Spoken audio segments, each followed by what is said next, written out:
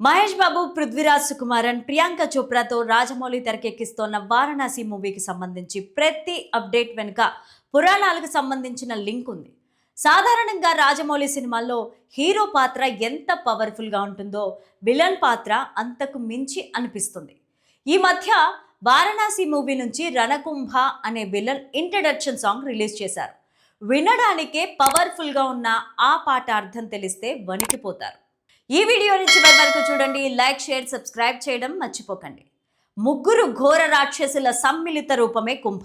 ఇది భయంకరమైన రాక్షస స్థుతి.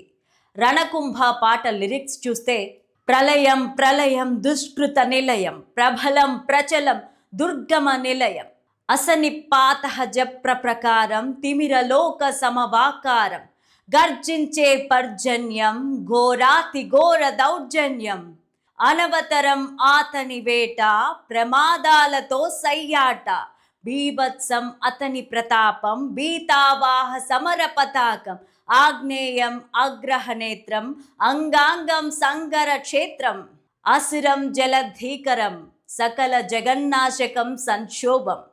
ఇది కేవలం సాధారణ విలన్ థీమ్ సాంగ్ మాత్రం కాదు.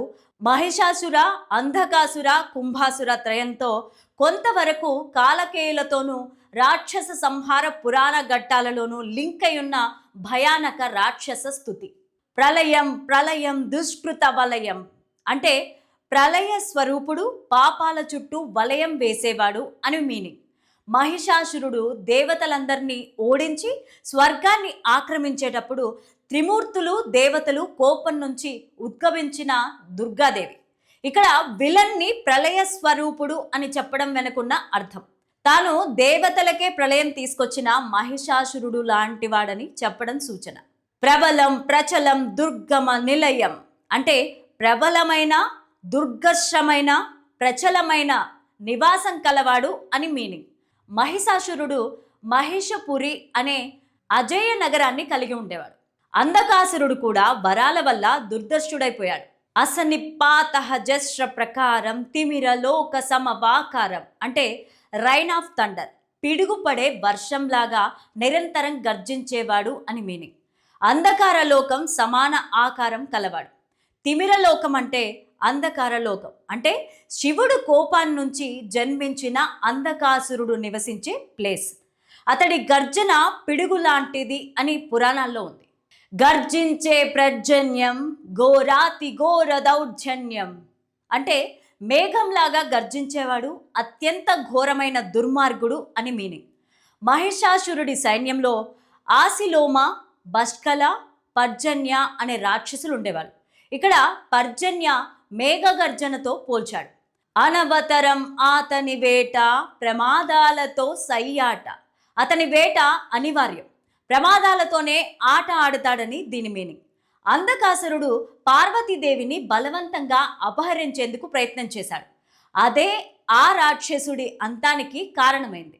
బీభత్సం అతని ప్రతాపం, బీతావాహ సమర పతాకం.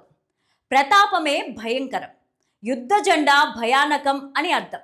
మహిషాసురుడి యుద్ధ ధ్వజంలో గర్జించే సింహం ఉండేది. కుంభాసురుడి ధ్వజంలో కుంభం ఉంటుందని పురాణ గాథల్లో ఉంది. ఆగ్నేయం అగ్రహనేత్రం, అంగారంగం సంగమ క్షేత్రం. అగ్ని లాంటి కోపం నిండిన కన్ను, అంగాంగం అంతా కూడా యుద్ధభూమి అని అర్థం. అంధకాసురుడు శివుని త్రినేత్రం నుంచి పుట్టినవాడు కాబట్టి తన కన్నులు అగ్నిమయం.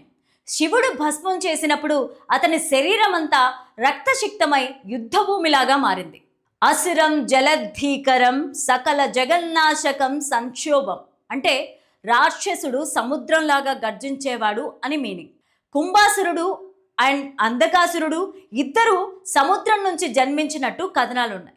మహిషాసురుడు కూడా సముద్ర మంథన సమయంలో బలమైన వరాలు పొందాడని పురాణాల్లో ప్రస్తావన ఉంది. పురాణ సారాంశం ప్రకారం ఈ పాటలో విలన్ ఒక్కడి కాదు, ముగ్గురు ఘోరాతి ఘోరమైన రాక్షసుల సమ్మిళిత రూపం. 1 మహిషాసురుడు, 2 అంధకాసురుడు, 3 కుంభాసురుడు. ఈ ముగ్గురి లక్షణాలు కలిపి ఒక్క విలన్ పాత్రను డిజైన్ చేశారు రాజమౌళి. పరమేశ్వరుడు ప్లస్ ఆది పరాశక్తి ఇద్దరిని ఎదుర్కొనే స్థాయి ఉన్న రాక్షసుల్లాగా చూపించాడు. అందుకే ఈ పాటలో ప్రళయం, అంధకారం, అగ్ని, సముద్ర గర్జన, యుద్ధభూమి అన్నీ కలిపి లిరిక్స్ రాసుకొచ్చారు. రాజమౌళి పురాణాలను ఎంత లోతుగా డీకోడ్ చేసి వారణాసిని ప్రేక్షకుల ముందుకు తీసుకొస్తున్నారో ఇవన్నీ నిశితంగా గమనిస్తే అర్థమవుతుంది. గమనిక: పురాణ గ్రంథాల నుంచి సేకరించి చెప్పిన వివరాలు మాత్రమే. ఇందులో ప్రతి పదానికి వేరే వేరే అర్థాలు ఉండొచ్చు. కుంభా పాత్ర ఎంత పవర్ఫుల్గా ఉంటుందో చెప్పేందుకు అందించిన కథనం ఇది. ఎంతవరకు పరిగణలోనికి తీసుకోవాలన్నది పూర్తిగా మీ వ్యక్తిగతం.